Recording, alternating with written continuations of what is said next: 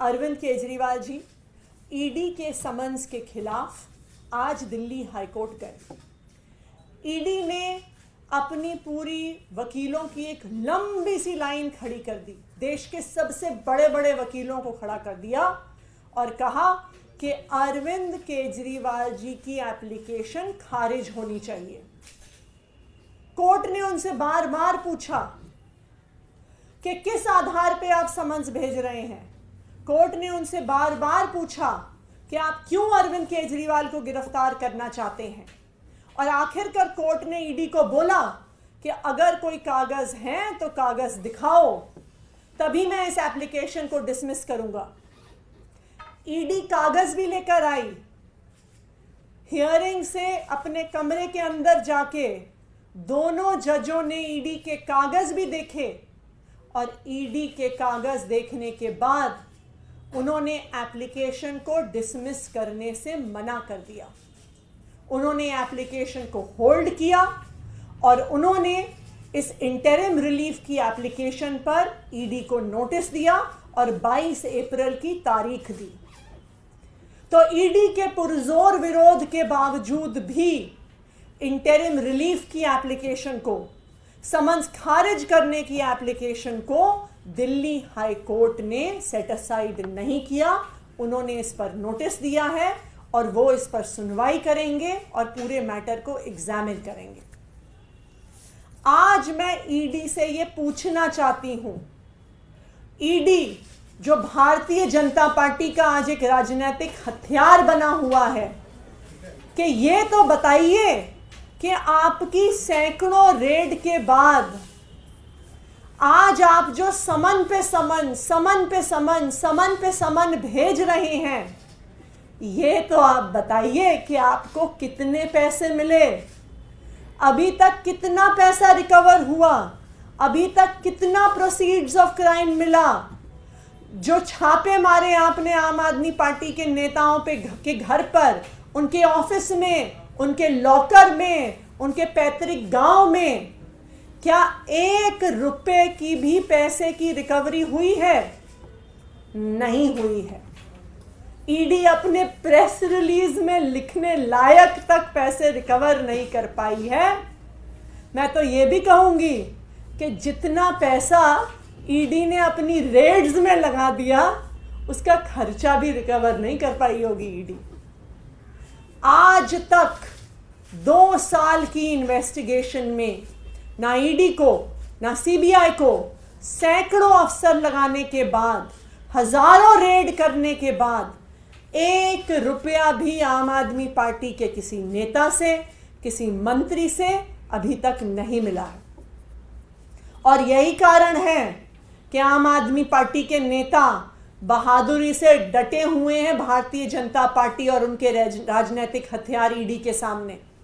वरना जिन जिन पार्टियों के नेताओं ने भ्रष्टाचार किया है, जैसे ही उन पर ईडी की रेड होती है, जैसे ही उन पर ईडी का केस होता है, जैसे ही उनको ईडी का समन आता है, वो अगले दिन भारतीय जनता पार्टी का पटका पहन लेते हैं, भारतीय जनता पार्टी की टोपी पहन लेते हैं और भारतीय जनता पार्टी में शामिल हो जाते हैं।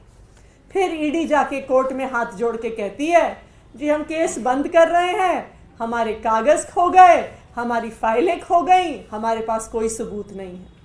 लेकिन आम आदमी पार्टी एक इकलौती पार्टी है जिसके नेताओं पर केस होने के बावजूद, रेड होने के बावजूद, समन्स आने के बावजूद और कई नेताओं के जेल जाने के बावजूद, हम फिर भी भारतीय जनता पार्टी के खिलाफ इस लड़ाई में डटे हुए हैं।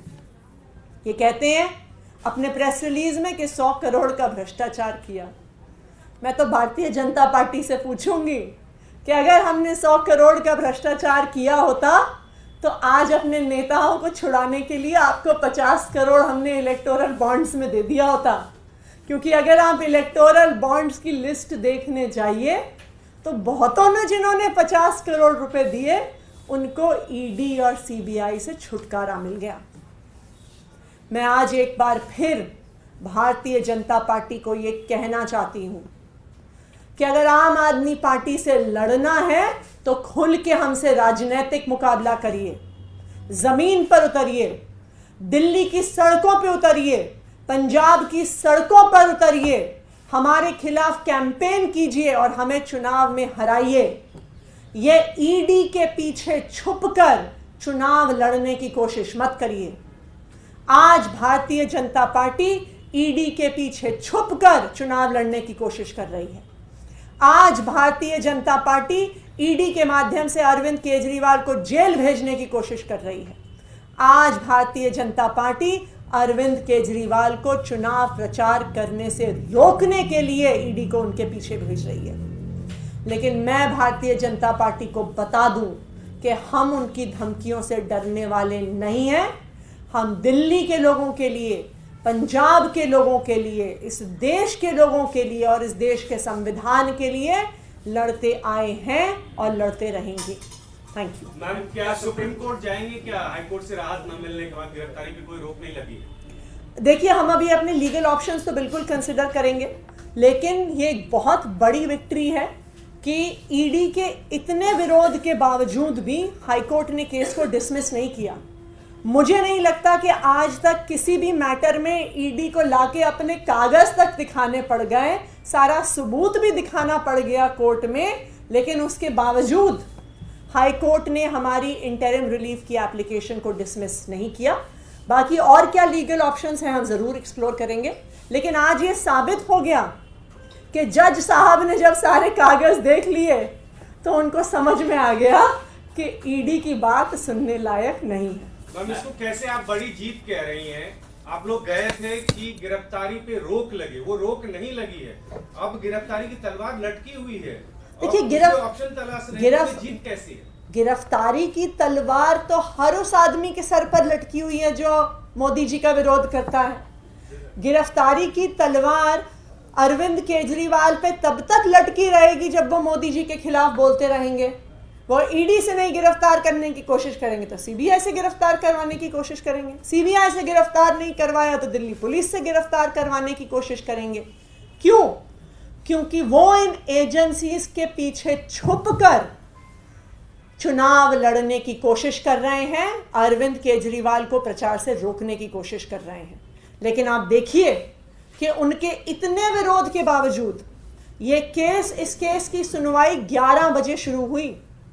11 बजे से 2 बजे तक, फिर 2:30 बजे के बाद फिर से सारे कागज ईडी वाले लेके आए। लेकिन सारे उनके वकीलों के कहने के बाद भी हाईकोर्ट ने केस डिसमिस नहीं किया।